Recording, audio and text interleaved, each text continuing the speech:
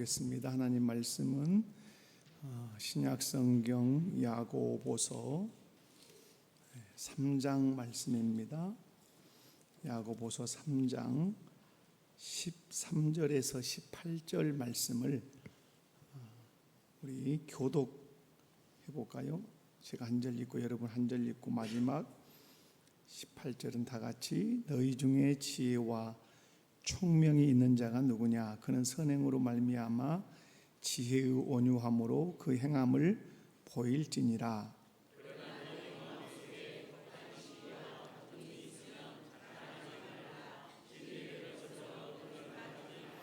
이러한 지혜는 이로부터 내려온 것이 아니요 땅 위의 것이요 정욕의 것이요 귀신의 것이니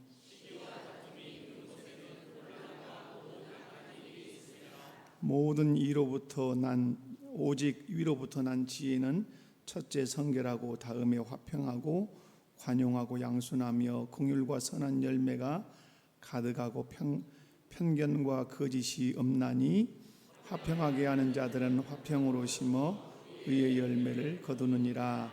아멘. 할렐루야. 우리는 계속해서 야고보서를 살피고 있는데요. 야고보서에서 아주 중요하게 뿌리에 두고 있는 그 주제는 행함보다 더 아래 깊숙이 내려져 있는 주제는 뭐라고 제가 말씀을 드렸습니까? 지혜라고 말씀을 여러분에게 드렸습니다. 오늘 말씀을 보면 이렇게 말씀합니다. 13절에 너희 중에 지혜와 총명이 있는 자가 누구냐? 그는 선행으로 말미암아 지혜의 온유함으로 그 행함을 보일지니라. 여기서 13절에서 너희 중에 지혜와 총명이 있는 자가 누구냐라고 하는 말은 3장 1절과 연결이 됩니다. 3장 1절을 보면 내 형제들아 너희는 선생된 우리가 더 큰 심판을 받을 줄 알고 선생이 많이 되지 마라. 지혜와 총명이 있다고 하는 사람들이 누구다? 선생된 사람들, 교회당에서 가르치는 사역을 하는 사람들인데 그 사람들의 지혜와 총명이 있다면 그 지혜와 총명을 반드시 보여야 하는데 무엇으로 보여야 되죠? 오늘 말씀 보니까 선행으로 말미암아 지혜의 온유함으로 그 행함을 보일지니라. 자, 믿음도 행함으로 보여라 이렇게 요구를 했습니다. 그런데 오늘 야고보 사도는 무엇도 행함으로 보여라, 너에게 있는 지혜와 총명도 행함으로 보여라 이렇게 말합니다. 우리 첫 번째 그래서 지혜와 총명을 무엇으로 나타내라? 삶으로 행동으로 나타내라 이렇게 요구하는데요. 우리의 내면의 것은 언제나 행동으로 증명이 되게 되어 있습니다. 우리 한 사람의 인격은 눈에 절대 보이지 않습니다. 여러분 이렇게 딱 앉아 계시지만은 얼마나 멋지게 보이신지 몰라요. 그러나 여러분의 인격이 다 다를 거예요. 그 인격이 제 눈으로는 파악이 불가합니다. 그러나 그 사람의 인격을 파악할 수 있는 길이 있습니다. 그것은 그 사람이 하는 행동 하나를 면밀히 관찰해 보면 이 사람이 이런 분이구나, 이런 인격을 가졌구나 라고 조금 판단이 가능하죠. 예를 들면 그분이 말하는 상황을 보면 그렇죠. 저희가 이제 결혼을 가르칠 때 이제 그렇게 가르칩니다. 결혼을 가르칠 때 그 코트식 결혼을 저희가 이제 말을 해요. 자녀들에게 코트식 결혼, 여러분 처음 들어보시죠? 코트식 결혼. 코트식 결혼이라는 말은 그냥 연애 결혼을 지향하는 거야. 연애 결혼은 지향하고 코트식, 하나하나 코트가 있는 거야. 그 코트에 맞게 이렇게. 그런데 제일 먼저 코트식 결혼에서 하나 보는 게 뭐냐면 남자와 청년, 한 남자 청년과 한 여자 청년이 있을 때 만날 때 연애가 아니니까 소개로 만날 거 아니에요. 만날 때는 둘이만 만나게 하지 않고 전 가족이 만나는 거예요. 양쪽 집 식구가. 그래서 함께 밥을 먹는 거예요. 그때 뭘 보죠? 그때 이 사람의 그 말과 부모를 대하는 태도와 형제를 대하는 태도와 지금 오신 손님에 대한 태도를 유심히 보는 거예요. 거기서 다 가족을 대하는 태도에서 그의 인격도, 그의 신앙도, 그의 관계성에 대한 태도도 다 드러나요. 저희 의진이가 그렇게 결혼을 했습니다. 결혼을 처음에 할 때 양가가 다 그렇게 만나서 보고 살피고. 여러분 왜 그렇습니까? 살피자고 하는 것이죠. 특별히 인격도 신앙도. 여러분 그 사람의 인격이 겉으로는 나타난다 안 나타난다? 안 나타나요. 말과 행동, 사람과의 관계 이런 걸 이제 해보면 이 사람이 어떤 분인지 알아요. 믿음도 동일하죠. 여러분의 믿음이 보입니까? 안 보이죠. 우리 현성의 믿음이 보입니까? 우리 형주 선생님의 믿음이 보입니까? 눈에 보이지 않아요. 제 믿음이 보입니까? 안 보이죠. 그런데 보일 때가 있죠. 어디서 보이죠? 우리의 삶에서 보여요. 예배당에서도 잘 몰라요. 실상은 예배당에서 막 주여 삼창 외치고 열심히 방언으로 기도하면, 그리고 봉사하고 막 예배 안 빠지면 신앙생활 잘하는 것 같지만, 회사에 가서 사기치고 회사에서 부하 직원 윽박지르고 육두문자 쓰고 관계 막 엉망이고 그러면 그 사람 믿음 좋은 사람이에요? 믿음 좋은 사람 아니에요. 그래서 저는 늘 말해요. 주차도 신앙생활이고 직장생활도 신앙생활이고 쓰레기 하나 처리하는 것도 신앙생활이고 마찬가지. 우리 믿음이 어디서 나타나죠? 삶의 현장에서 나타나요. 아무리 우리가 여기서 예수 그리스도를 구주로 고백하고 또 나의 그리스도라고 고백을 하지만 거기서 끝나지 않죠. 삶의 현장에서 보이는 거죠. 오늘 본문에 보면 너에게 지혜와 총명이 있다면 선행으로 말미암아 지혜의 온유함으로 그 행함을 보일지니라. 네가 지혜 있는 사람이라면, 총명 있는 사람이라면 한번 네 행동으로 보여봐라. 지혜가 눈에 보인다 보이지 않는다? 안 보여요. 총명이 보이잖아요. 그러나 볼 수 있어요. 이 사람이 지혜로운 사람인가? 이 사람이 총명 있는 사람인가? 여러분, 여러분이 어느 때 저분의 지혜, 저분의 총명 이걸 여러분이 볼 수 있습니까? 문제가 터졌을 때예요. 평상시에는 몰라요. 그죠? 평상시에는 인격도 모르고 믿음도 몰라요. 또한 지혜도 모르고 총명도 몰라요. 그러나 어떤 위기 상황에 딱 봉착하면 인격이 드러나기 시작해요. 그죠? 그 사람의 인격이 드러나기 시작하고 그 사람의 믿음이 드러나기 시작해요. 그리고 그 사람의 지혜와 총명도 그 문제 앞에서 딱 드러나요. 가장 지혜롭고 가장 총명한 사람은 문제를 해결해내는 사람이에요.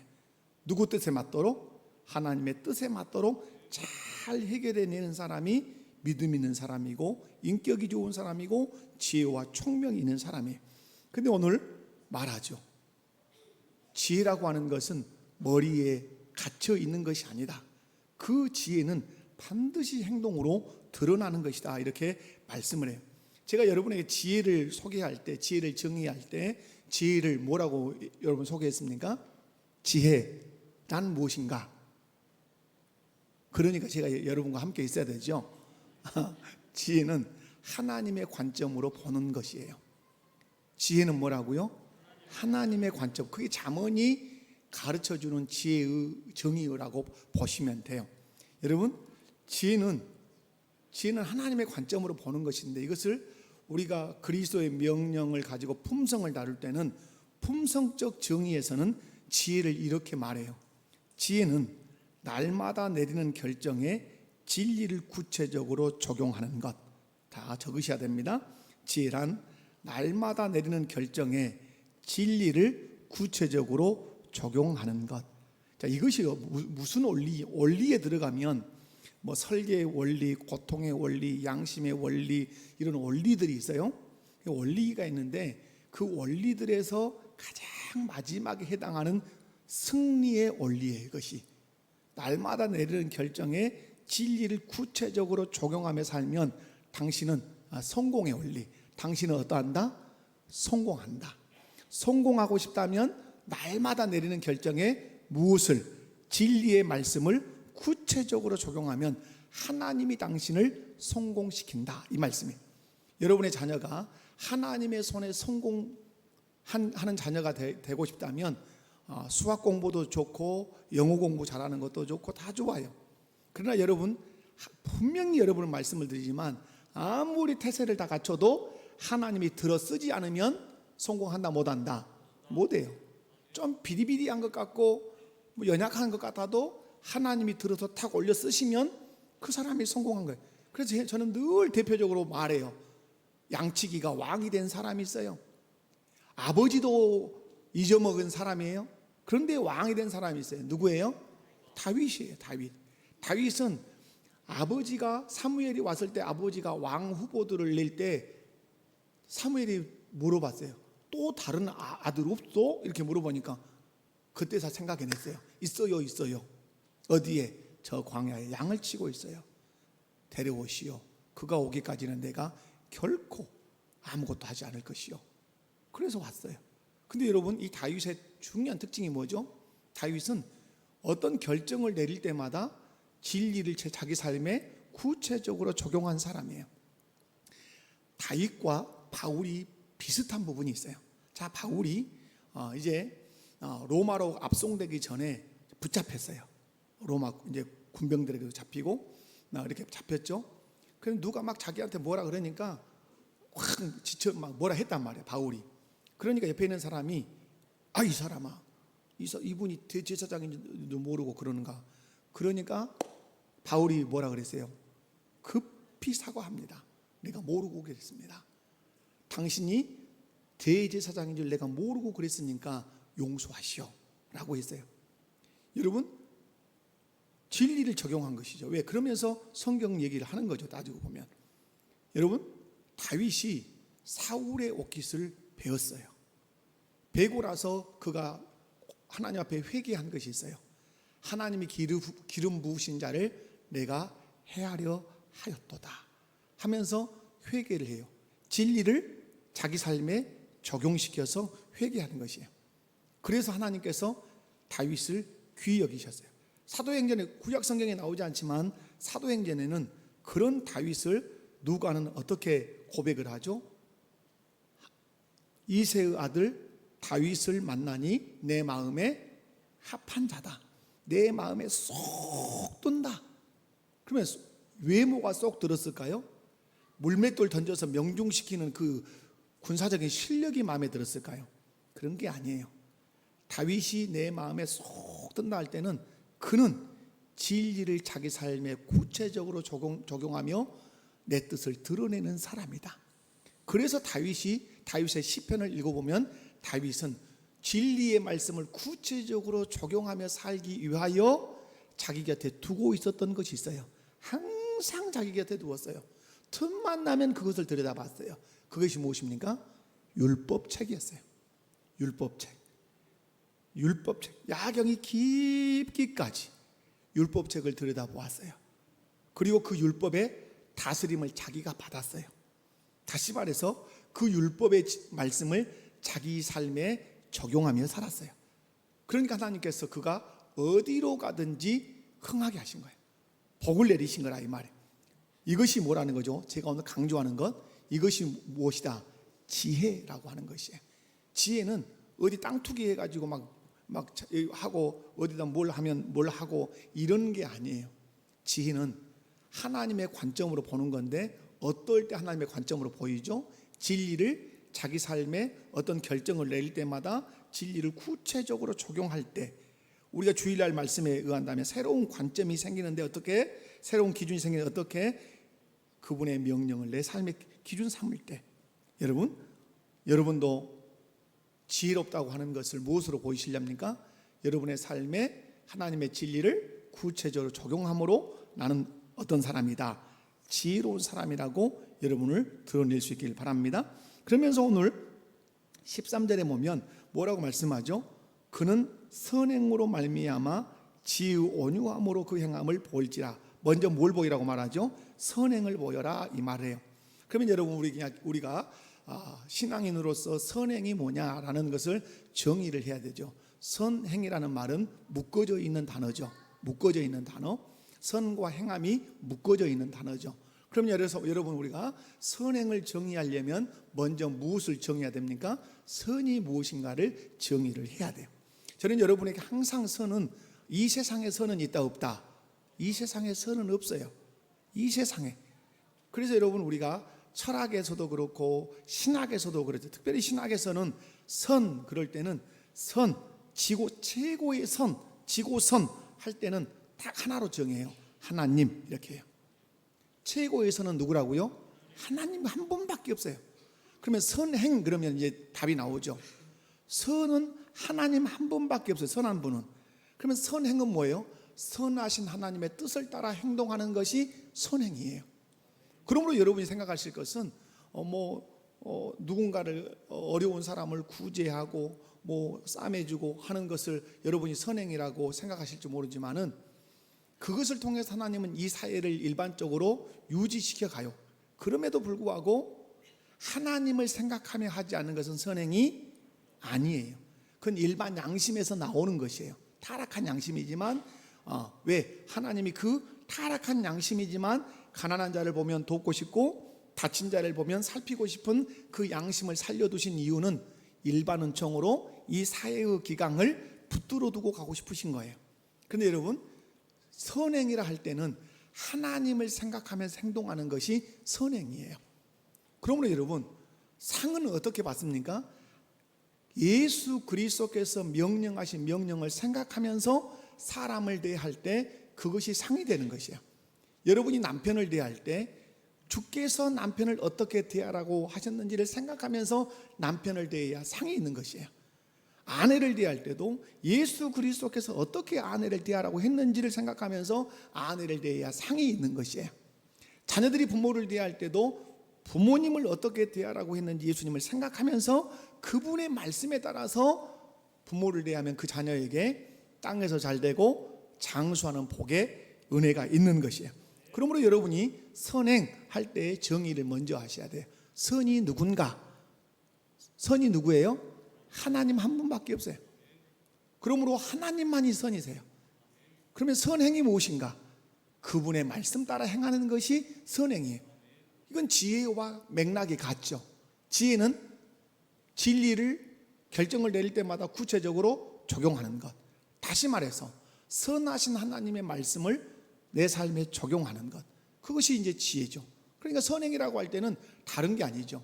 하나님이 우리에게 이르신 말씀대로 살아가는 것이 선행인 것이죠. 아무리 백두산에다가 금탑을 쌓아도 하나님을 생각하고 하지 않은 일은 선행이 될 수 없어요. 그래서 그곳으로 천국을 그래서 못 가는 것이에요. 그런데 오늘 말씀하죠. 그 선행을 무엇으로 나타내라고 말씀하죠? 지혜의 온유함으로 그 행함을 나타내라 이렇게 말씀해. 그럼 여러분, 선도 정의했고 선행도 정의했고 지혜도 정의했다면 오늘 또 여기서 정의해야 될 단어가 뭐가 나오죠? 온유라는 말이 정의되어야 되죠. 온유가 무엇인가? 많은 사람들이 온유를 부드러움이라고 생각해요. 부드러움, 한자 그대로 표현을 하려고 한단 말이에요. 그러나 너무 그 뜻은 얕아요. 훨씬 온유라는 말은 깊다 이 말이에요. 하나님의 뜻 안에서는. 그럼 여기서 선행을 할 때는 그 지혜롭게 해야 되는데 무엇으로 나타내야 돼요? 온유함으로 나타내야 돼요. 여러분, 저는 품성의 정의가 아주 옳다고 봐요. 온유라고 하는 품성의 정의는 섬길 마음으로 권리와 기대를 양보하는 것이에요. 자, 다시 섬길 마음으로 권리와 기대를 양보하는 것이에요. 큰 틀에서. 그럼 우리는 가장 먼저 섬겨야 되는 분이 누구죠? 하나님이시죠. 그러면 하나님을 향하여 온유라고 하는 것은 어떤 것이죠? 하나님을 섬기기 위해서 내 권리와 내 기대를 다 내려놓는 것이에요. 그러므로 여러분, 이 세상에서 가장 온유한 존재가 누구라고 생각하십니까? 그렇죠. 예수 그리스도시죠. 예수 그리스도는 하나님 아버지를 섬길 마음으로 자신의 모든 권리, 하나님의 권리, 그죠? 하나님 보호자의 권리, 아들됨의 권리 다 내려놓으셨죠. 자기의 기대도 다 내려놓으셨죠. 그래서 예수님이 자기 스스로를 표현하실 때 뭐라고 표현하셨습니까? 나는 마음이 온유하고 겸손하다 이렇게 말씀했어요. 그래서 온유와 겸손은 예수님 말씀하신 대로 떨어질 수 없는 단어예요. 온유가 있는 곳에 겸손이 있고 겸손이 있는 곳에 온유가 따라붙는 것이에요. 항상 온유와 겸손은 같이 붙어요. 겸손한 자가 온유해요. 여러분, 온유는 섬길 마음으로 권리와 기대를 양보하는 것이에요. 그러면 우리가 또 섬겨야 될 분이 누구죠? 권위자들이죠. 가정에서는 부모님이죠. 그러면 자녀가 온유하다는 것을 어떻게 표현할 수 있죠? 부모님을 섬기기 위해서 내 권리와 내 기대를 내려놓는 것이에요. 내가 텔레비전에 프로야구 기아가 지금 막 어디 야구 열심히 하고 있어요. 그런데 아버지가 오셔가지고 빨리 가서 약국에 가서 뭐 좀 사와라 이렇게 부탁할 수 있어요. 그러면 온유한 자녀는 어떻게 하죠? 부모님을 섬길 마음으로 자기 기대와 자기 권리를 양보하고 약국을 달려갔다 오는 것이죠. 그러나 온유하지 않는, 온유의 반대말은 제 기억으로 온유의 반대말은 화예요. 화, 성냄. 온유하지 않는 자녀는 프로야구 기아와 지금 다른 팀이 야구하고 있는데 약국 좀 갔다 와라 그러면 온유하지 않은 자는 바로 드러내요. 뭘로? 화로. 화를 내. 성냄으로 확 드러낸단 말이에요. 온유하지 않다는 것을 무엇으로? 화냄과 성냄으로 나타내는 것이죠.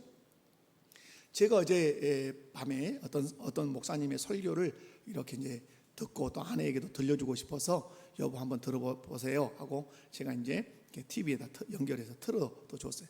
거기서도 이 온유를 이렇게 말했어요. 온유는 주인을 위해서 무조건 순종하는 것, 주인이 하라고 하는 것에 무조건 순종하는 것, 이것을 그분은 온유라고 정의를 했어요. 같은 맥락이라고 저는 보고 싶어요. 여러분, 오늘 어떤 선행을 하든지 간에 어떠함으로 해야 된다? 온유함으로, 섬기는 마음으로 해야 된다 이 말이에요. 내 권리와 기대를 다 내려놓고 해야 된다 이 말이에요. 그 모습을 잘 찾을 수 있는 분이 누구시다? 예수 그리스도세요. 그분은 권리와 기대를 다 내려놓고 아버지 하나님을 섬겼을 뿐만 아니라 저와 여러분을 섬기신 줄로 믿으시기 바랍니다. 그러므로 지혜와 총명이 있는 사람은 자기 지혜를 무엇으로? 선행으로 나타내는데 그 선행을 할 때 어떻게? 온유함의 품성으로 그렇게 선행을 한단 말이죠. 그래서 여러분, 오늘 저와 여러분 이 말씀을 통해서 꼭 기억하실 것은 내가 지혜가 있다면, 내게 총명이 있다면 그 총명과 지혜를 반드시 내가 드러내야 되는데 무엇으로? 선행으로 하나님 기뻐하시는 것에 드러내야 되겠다. 그리고 하나님 기뻐하시는 것을 드러내되 내 기대와 내 권리를 다 양보하고, 그러기 위해서는 내 삶에 날마다 적용해야 될 것이 있는데 그것이 무엇이다? 하나님의 말씀인 진리를 내 삶에 적용해야 되는 것이다. 그래야 관점이 열리고 그래야 세계관이 바뀌고 그러는 것이죠. 자, 그러면 오늘 한 가지만 더 보고 제가 말씀 마치고 오늘 기도해야 돼요. 성경학교 위에서 우리 수련회 위에서 기도회는 제가 인도 이렇게 합니다. 길지 않게 할 거예요. 하나만 말씀을 더 이제 마칠게요. 오늘 말씀에 보면 지혜를 둘로 야고보 사도가 분류를 했습니다. 어떤 지혜와 어떤 지혜로 분류했습니까? 하늘에서 내려온 지혜와 하늘에서 내려오지 않은 땅에 속한 지혜가 있다고 말씀해요. 이것을 먼저 기억하셔야 돼요. 지혜는 땅의 지혜가 있고 하늘의 지혜가 있다. 그러면 오늘 우리에게 요구하시는 것은 어느 지혜를 가져라?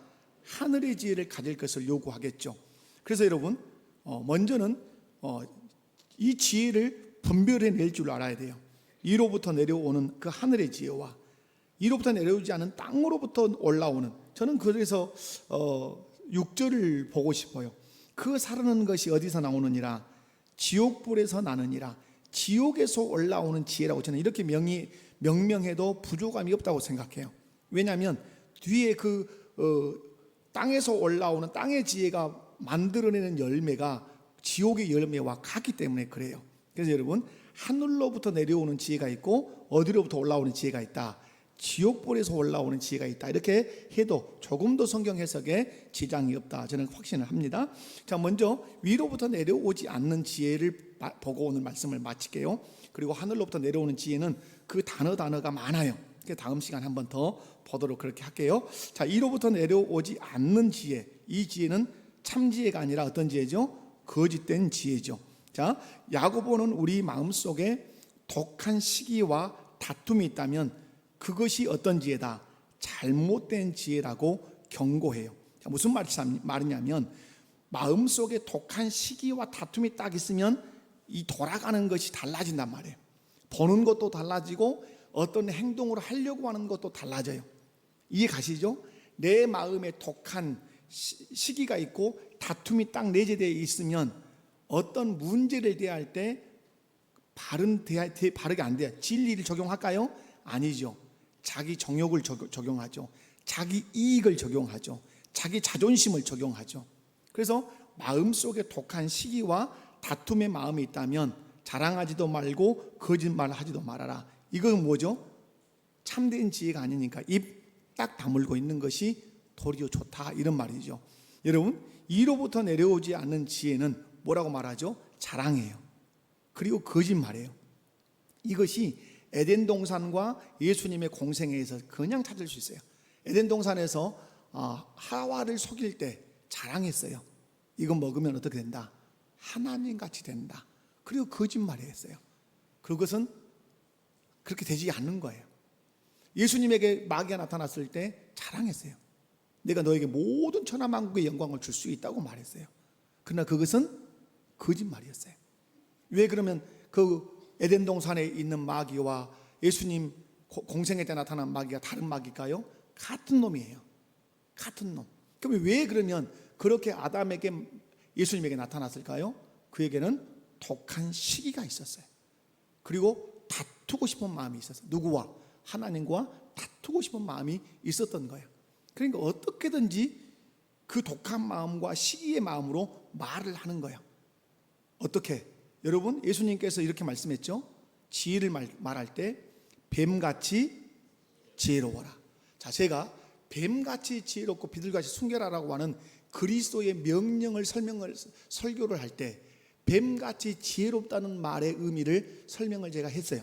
어떤 분은 저를 찾아오신 분도 계세요. 처음 들어봤다고. 처음 들어봤다는 말은 의심도 된다는 말이기도 해요. 여러분, 뱀같이 지혜롭다는 이 지혜는 어떻게 했던 거죠, 뱀이? 제가 그래서 설명을 했어요. 뱀같이 지혜롭다는 것은 이런 것이다. 우리에게 그렇게 하란 말이에요. 뱀같이 지혜로워라. 뱀이 좋은 일 했어요? 나쁜 일 했어요. 그런데 우리 주님은 뱀같이 지혜로워라고 말해요. 뱀을 지혜의 대명사처럼 얘기한단 말이에요. 뱀이 왜 지혜로울게요? 하나도 뱀의 지혜를 설명하지 않은 성경에는. 그런데 뱀이 활동했던 데는 에덴 동산밖에 없어요. 뱀의 지혜는 뭐예요? 뱀의 지혜는 사단이 시킨 대로 한 것이에요. 그러므로 오늘 우리에게 지혜는 뭐죠? 주님이 시킨 대로 하는 것이 지혜예요.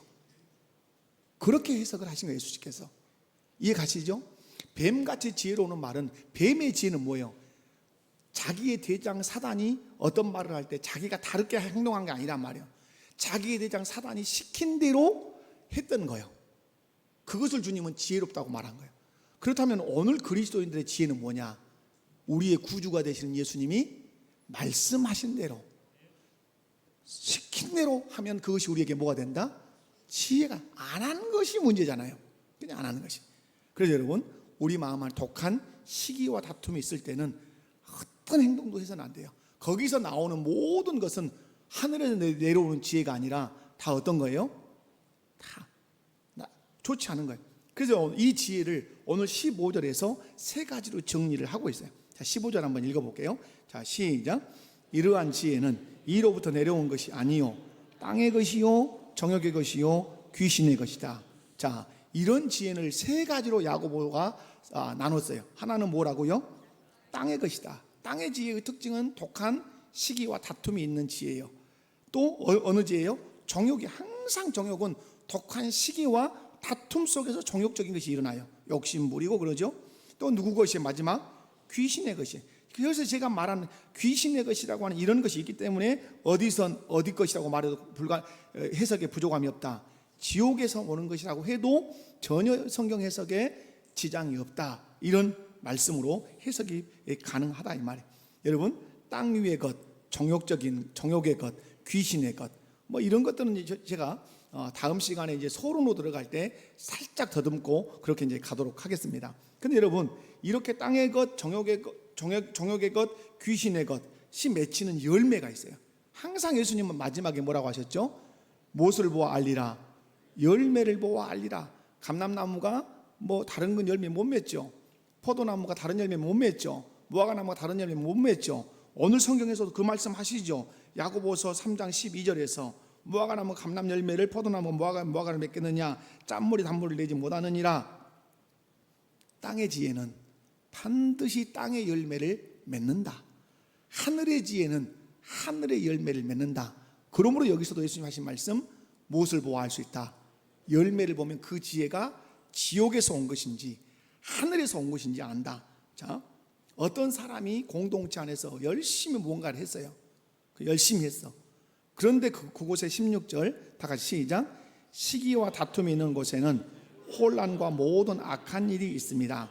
자, 여러분, 마음에 뭘 가지고 했어요? 시기와 다툼이 마음의 뿌리에 있었어요. 그 시기와 다툼 때문에 자기가 뭔가 말도 하고 계획도 짜고 사람들을 만나기도 하고 막 이렇게 했어요. 자, 그런데 나타나는 열매가 뭐였어요? 혼란스러움이에요. 그리고 모든 악한 일이에요. 열매가 좋게 맺히잖아요. 한마디로 얘기하면 공동체가 혼란스러워진 거예요. 여러분이 잘 기억하셔야 될 것이 있어요. 그 사람이 아무리 신사같이 말하고, 여러분 막 그 사람이 뿔을 달려가지고 나와서 하겠습니까? 그렇지 않아요. 천사같이 말을 해요. 인격적으로 말해요. 말할 때는.